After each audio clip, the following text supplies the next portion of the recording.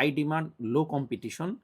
এখানে এমন একটা এটা আসলে খুঁজে পাওয়া খুব টাফ। কিন্তু আপনি যদি এটা খুঁজে পান, আশা করি আপনার ইনকামের অভাব হবে না। তারপরে হচ্ছে গিয়ে আমাদের রিস্কি জোন যে হাই ডিমান্ড, হাই কম্পিটিশন। এখানে ডিমান্ডও হাই আছে, কম্পিটিশনও। রিসার্চ কেন করবেন সেটাও বুঝতে পারছেন। এবার আসি কেডিপি সাকসেস এর সবচাইতে ইম্পোর্টেন্ট কনসেপ্টে। ডিমান্ড বনাম কম্পিটিশন। আপনি যদি এই কনসেপ্টটা ভালোমতো বুঝতে পারেন, অন্য কেডিপিতে যারা কাজ করেন আপনি ৯০% আগাই থাকবেন। তার কারণ হচ্ছে গিয়া একটা মার্কেটে কি অবস্থা, মার্কেটে অবস্থান কি আমরা আসলে যদি বুঝতেই না পারি তাহলে আমরা আসলে কাজ করব কিভাবে, তাই না? তো আমি এখানে ৪ টা জোন রাখছি। একটা হচ্ছে গিয়া গোল্ড মাইন জোন, একটা রিস্কি জোন, একটা ট্র্যাপ জোন, একটা danger zone. High demand, low competition.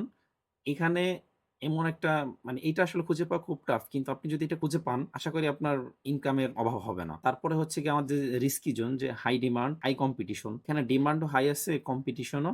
আবার যদি মিডিয়াম কম্পিটিশন কোনগুলা, এখানে দেখবেন যে অল্প কিছু বইছে যেটা খুব ভালো পরিমাণ চলতেছে।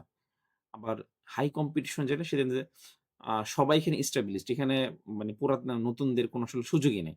তো এটা হচ্ছে আমাদের কম্পিটিশন কেমন এটা বোঝার ৪ টা সিগন্যাল। একটা উইনিং নিশে যে ৫